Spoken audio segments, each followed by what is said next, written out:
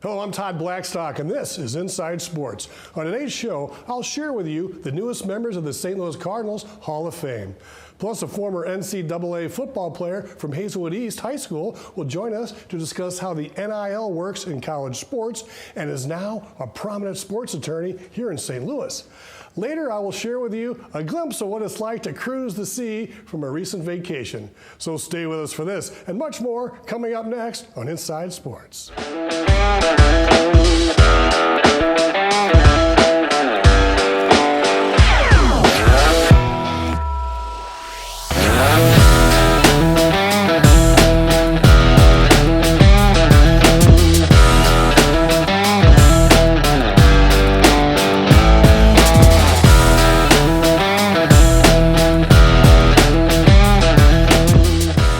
Cardinals have announced the 2025 Hall of Fame class, and I would like to congratulate shortstop Edgar Renteria, who was voted in by the fans. He's the only player in Cardinals history to win Silver Slugger and Gold Glove awards in the same season twice. With the Cardinals, Renteria was a three-time All-Star and played on 4 National League championship teams. Well, Cardinal broadcaster and relief pitcher Al Raboski was selected by the Blue Ribbon Committee as a veteran-era player. He was known as the Mad Hungarian with long hair and a Fu Manchu and was elected Fireman of the Year in 1975. And a former general manager, Walt Jocketty, who oversaw the Cardinals from 1994 to 2007, was picked as an organizational selection, winning 2 National League pennants, 1 World Series, along with 7 postseason appearances. Trader Walt was named Executive of the Year twice and was responsible for bringing in Tony La Russa, Mark McGuire, Jim Edmonds, and drafted Albert Pujols into the Cardinals. Walt Jocketty recently passed away after an illness at 74. Well, these 3 will be part of the 11th induction ceremony held at Ballpark Village on Saturday, September 6th. Now it's time to welcome our featured studio guest. He was a running back at Hazelwood East High School in St. Louis. He played NCAA football and has litigated some major sports-related cases. And at this time, we welcome Thayer Weaver to Inside Sports. Thayer, thank you so much for joining us. Thank you for having me, Todd. All right, let's take it back. You played under the great Rich Gorzinski at Hazelwood East, had some fantastic teams, and Rich is now in the St. Louis Sports Hall of Fame. Hey, my company had a lot of good accomplishments at Hazelwood East, and I was just fortunate and honored to play under his helm. You know, playing under a guy like that eventually, years later goes into the Hall of Fame, was there something about a coach like that? Because he was, very popular with his players. He was a tough coach, but they all seemed to love him. Was there anything that you took from him, that maybe helped you moving forward and, playing the game? Well, one thing I learned from Coach Garzo was don't make too many mistakes because they will pull you quick. But no, Garzo was a great coach. I was fortunate enough to play under a lot of great other players. And so I kind of learned not only his interaction with those great players, but also with the players such as myself who weren't at the All-American caliber, but he sent to his coaching and teaching skills are still with me today. In 1982, I played at Parkway West, and we played Hazelwood East in the high school kickoff classic at Busch Stadium, and somehow we got out of there with a 13-7 win. And when playoff time came around, we wanted nothing to do with Hazelwood Central again because we were all so beat up and hurt from that game. Then we got Sumner and Anthony Stafford, and that's a whole new story there. But you're going back to the PHL days now. The PHL days, yes. Between like the PHL and the Suburban North and the Suburban West, there was some really great high school football and basketball, all sports. And, things have dramatically changed over the years. And, now I think with recruiting and things like that, a lot of the big schools like CBC and the DeSmets, they're starting to recruit like during JFL eras and, when kids are 12, 13, if not before. Well, the tide has definitely changed. Back when I was growing up, it was the PHL. Then somehow, when I got into high school, it transferred over to the Suburban North. Now, believe it now, it's with the Jesuit school system, the CBCs, the SMETs, and the St. Louis universities in some respect in basketball. So I don't know how or why, particularly maybe recruiting, it seemed to have a complete evolvement in regards to where the dominance of our sports in the areas have grown. Now, there was a a JFL team called the Royal Knights. Yes, I'm very familiar. With being a Bonham guy, we played the Royal Knights, and, they had such great teams too, and they were just so fast. And the Sumner legendary coach, Larry Walls, was a huge advocate of the JFL, and he was a coach in the Royal Knights system as well. And I was recruited when I was 13 to go to DeSmet, and I told my mom, one of the referees and some people, they were like, hey, we can get you some money to go to DeSmet. I told my mom, I said, they have 8 hours of homework a night, and there's no girls there. Are you kidding me? So I elected to stay in public schools. But it seems like that's transitioning now. You get some good blue chippers in playing JFL in the 12 and 13, and you've got some coaches, from CBC and St. Louis U. They're eyeing these kids at an early age, aren't they? My sons did not go through that process. I know there are some kids that are, pretty much pointed out during the JFL career days that are highly recruited, if you want to say that. But there are some good kids out there and some great athletes that really it is up to the parents now to kind of dictate. Usually it's word of mouth. A parent will go to a coach and say, I know so-and-so, or this is a great athlete, but from my experiences, particularly with my son's coach, he was like, okay, well, we knew the Agnews, we knew the Millers, and we say, hey, DeSmet's a great school, St. Louis U is a great school. By that time, Mike Jones was the head coach, and we just kind of filtered into those programs. But recruiting-wise, I wouldn't say I've experienced enough to the point where they were offering some type of tuition program or something, because DeSmet, for instance, some of their kids that were on financial basis were not the best athletes, but they were stellar individuals with great character, and they performed well. And to this day, I think they're doing fairly well. Absolutely. So what was the recruiting, process for you when you were at Hazelwood East? I know that, you went on and played in the NCAA, and I think you started out at NC State? I did start off at NC State. Well, my recruiting came by way of my cousin, Ronald Thomas. He was one of the featured backs under Gorzinski back in '82, '83. And Rob Thomas was also in his neighborhood, and I used to go to some of their games. And so I used to kind of look up to my cousin, and even though I was from the city and lived in the city, but my parents lived out in North County. And so I knew that's where I wanted to go to high school. So recruiting-wise, Garzo didn't step a foot in the city of St. Louis that I know of. But in regards to me experiencing his interaction with my cousin and me kind of looking up to my cousin, that's why I decided. I think you're right when at more of the Jesuit schools, there seems to people, like the CBC has got such a high profile right now.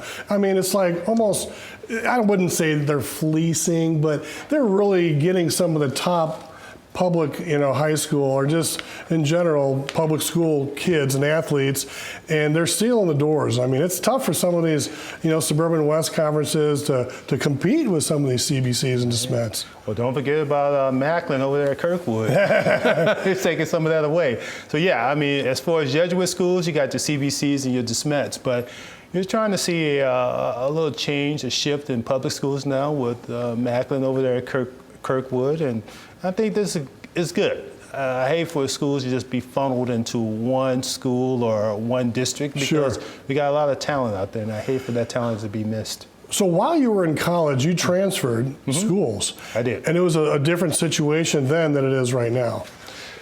Yeah, back then, again, I went to North Carolina State as a walk-on. Yeah. And from there, I had a couple of seasons where I had to start to think about my future, because I was surrounded by guys that were going to go on to the NFL. You're talking about Eric Kramer, Hayward Jeffries. These are just to name a few. And now you look at their talent, and I was like, well, I had to come with reality and say, hey, do I want to spend all my time on this football field with the potential or hopefully trying to make a football team somewhere down the lines? And I just said that wasn't for me. I knew I had to just come to grips with my own skill set. I was a good college player, but as far as going on to make that a career, neither did I have the ambition, or I didn't believe I wanted to take that risk at that stage. So I knew it had to be something academically I had to pursue. Well, you must be pretty proud because you do have, two sons that followed in your footsteps and actually played football in the SEC at two pretty prominent schools. Oh yeah, well, they had two different skill sets. My oldest son, Thayer, he was more the athlete. He kind of ran the circuit when it came to AAU track and JFL football. And so he was the more athletic. But when it came to Trenton was athletic, but Trenton was basically the biggest man in the house, but he was more academic. He was solid academically. So that's why one went to DeSmet, the other went to St. Louis University. Excellent. Well, I want to take a break here in a minute, and because I want to save talking about the NIL portal and how the college players get paid and some other things. So we'll go ahead and take a quick break now, but stay with us as our conversation with Thayer Weaver continues after this break.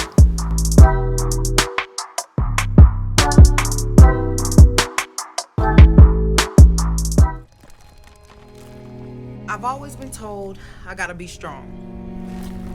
Thick skin, tough as nails. But to be everything for everybody, it wears on you. Black don't crack, they say. But it can. We all can. Reach out to a friend if you see them going through it. No matter who you are, being vulnerable is what makes us whole. Learn how to help at seizetheawkward.org.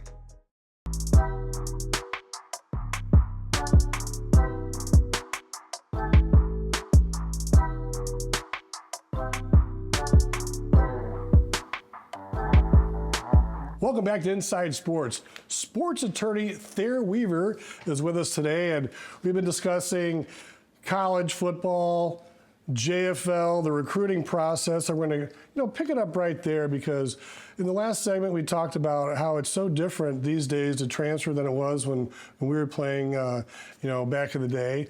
And I think it's all pretty much, surrounded by money. Because for many years, if you really think about it in college sports, they've always, people are whispering and, you got the top running backs, got a Lamborghini or a Corvette and, they come from an area where you wonder how they got that. Do you think one of the reasons they're starting to make funds available and pay the players because they were doing it all along anyway? Absolutely not. No. I think you may have some exceptions out there, like you have the Eric Dickerson on SMU. Marshall Faulk. Marshall Faulk, maybe. But I think, from my experience, football at the college or Division I level is a job.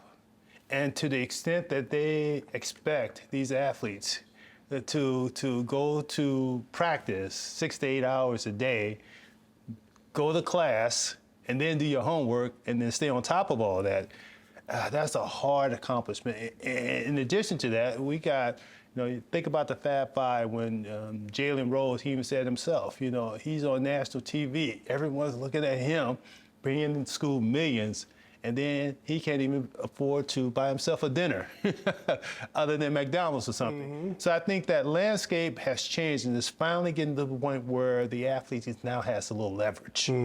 Now, has the landscape changed to the point where we don't know how to utilize that leverage, or maybe that leverage is used too much? Possibly. But I think this program, if you want to call it, has gone on so long to the point where the NCAA has really neglected the financial needs of the athletes. And now that this can of worms is open now, and you got this huge Pandora, the athlete is finally saying, okay, I don't have to take that anymore. So I have options, and now they're pursuing those options. And there used to be, you couldn't buy a kid a hamburger or, take them to lunch or anything like that. And I actually interviewed John Wooden once. It was when Kevin Garnett and Stephon Mayberry were in the high school basketball classic here in St. Louis.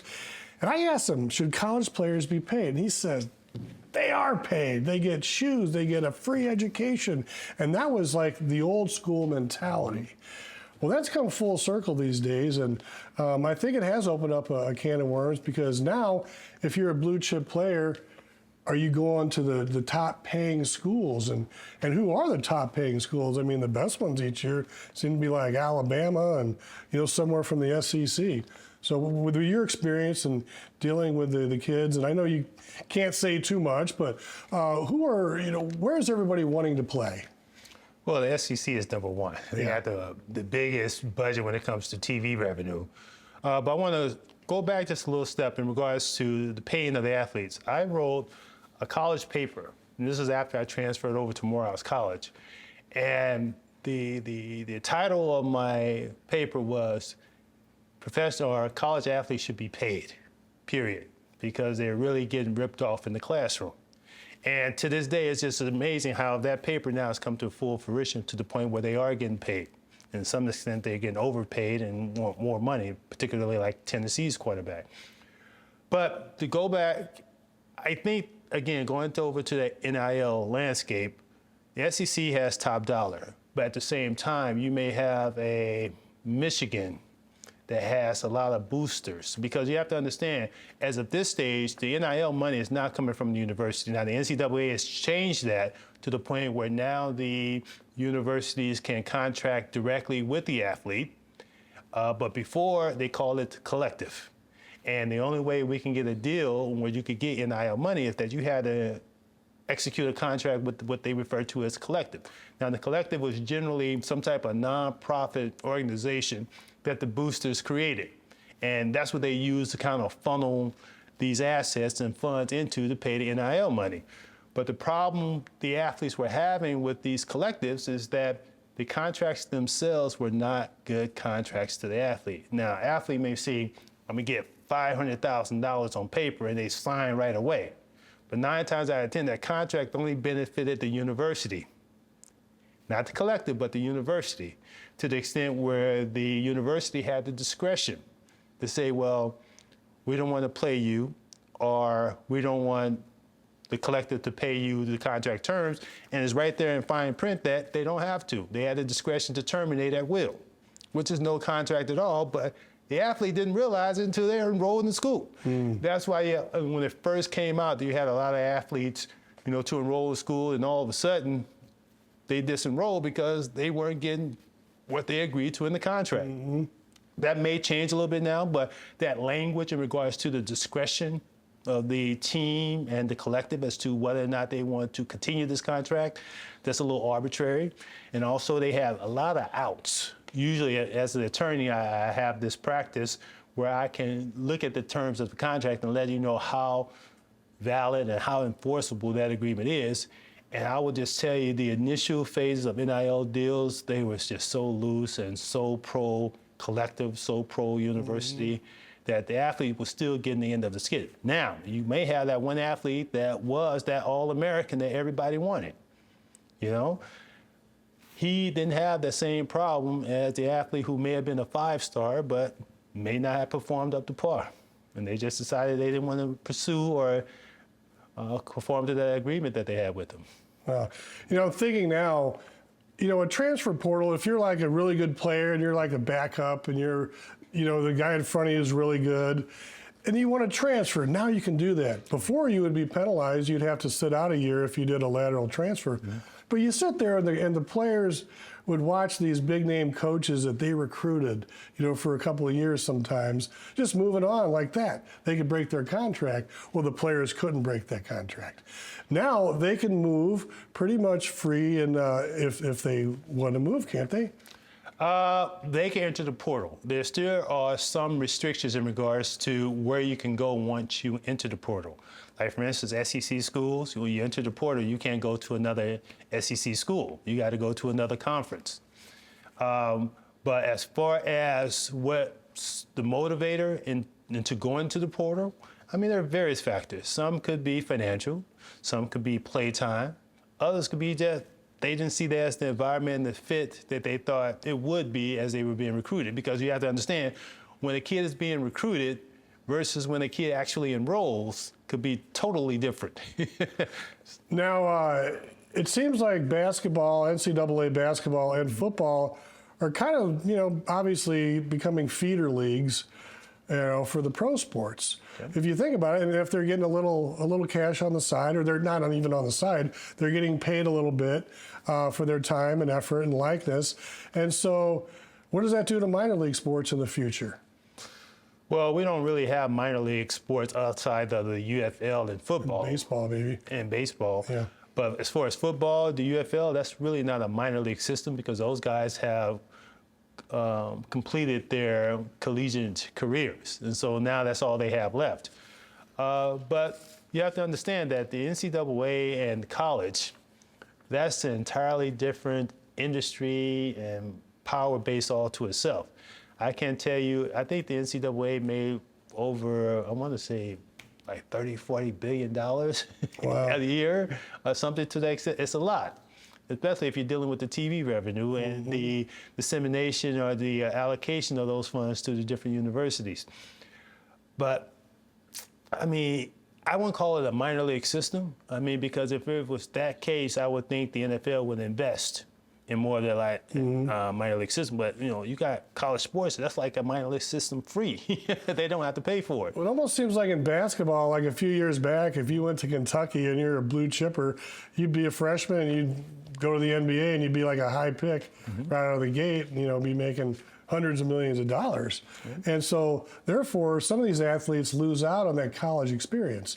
I go back and think of Peyton Manning, who went back to his senior year at Tennessee because he wanted to experience his senior year. He wasn't worried about, I guess, hurting himself because he took that risk and it worked out great for him.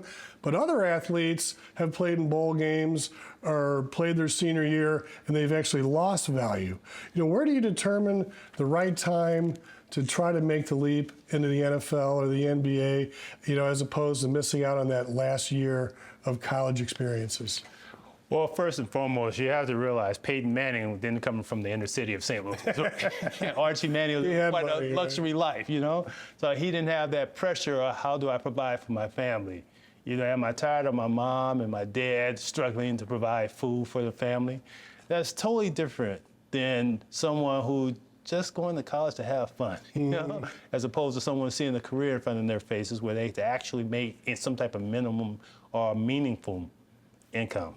So as a sports attorney, we've all seen what happened with Shedeur Sanders, with Deion. I mean, Deion's coaching with Jackson State, or he's coaching, and then he comes to Colorado and brings half his team or some of his team with him, makes a big change over there. And then he kind of hypes up his son, who's considered a great player, a top prospect, but he chooses not to go with an agent. Drops to the 5th round. As a sports agent, attorney, what are your thoughts on that whole situation with Shedeur? Well, first and foremost, he had Deion Sanders as a father. So if anyone is going to advise their son on what to do and what not to do when it comes to the NFL draft, I would probably take that advice versus any other party I don't know about. Even an agent? Even an agent. If his father said he thought best that he can deal with that process without an agent, I'm probably going to lean towards what my father, Deion Sanders, is saying. Now, for the average Joe who does not have that father, and they are highly talented within the collegiate ranks, then, they always say it's the saying is, it's best to let somebody else speak highly of you than you speak highly of yourself. Because when you start to speak highly of yourself, it can be misperceived. People can think you arrogant and cocky. When you're an NFL quarterback, that's some of the traits that they look for. But at the same time, if you're speaking for yourself, that's one thing. But have Thayer Weaver as your agent speaking, it's totally different perception. Right. And so that's why I think in Sanders' perspective, I think he was speaking on his own behalf, and some of the teams may have just taken that. Got a two quick minutes left. You work with super agent Harold Lewis. That must have been pretty cool. He probably taught you some things in the business. And you've litigated some serious cases against the NCAA, the concussion protocol, and you're involved with the city of St. Louis versus the Rams in a couple. What can you tell us on record about that litigation and working with Harold before we let you go? Well, first and foremost, Harold gave me the opportunity, period, in sports. I think I was a first-year law student at WashU, and a good friend of mine, Michael Jones, who, of course, with the St. Louis Rams, asked Harold, can I intern with him?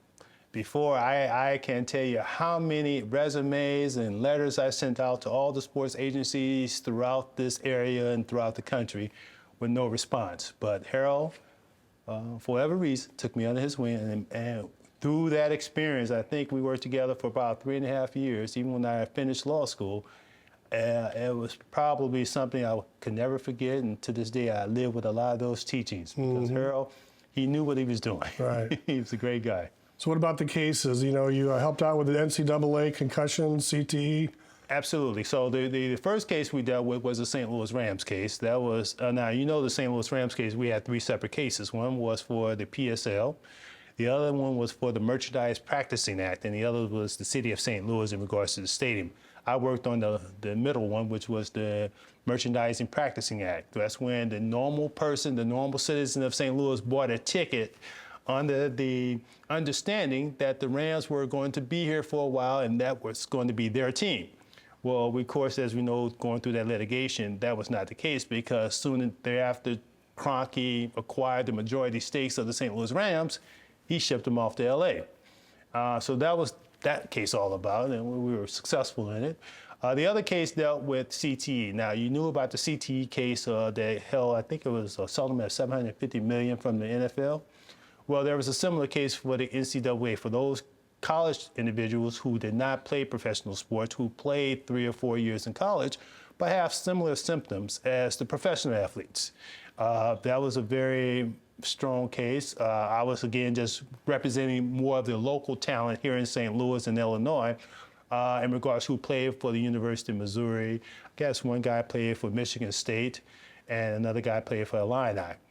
So as named class members, I represented their interests in that national multi-million-dollar lawsuit. Wow, you're right here in St. Louis. I know you've done some work and helped out Nellie and Heidi White, amongst other people, and I'm sure they appreciate your collaboration.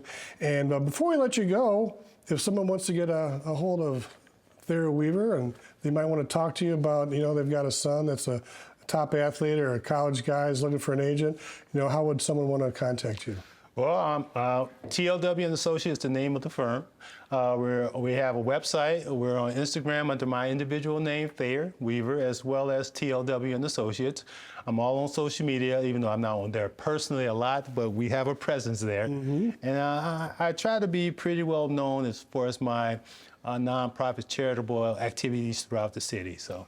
Well, thank you. It sounds like you're doing some great things, and congratulations on your great success, and hope it continues. I appreciate you. Thank you for joining us.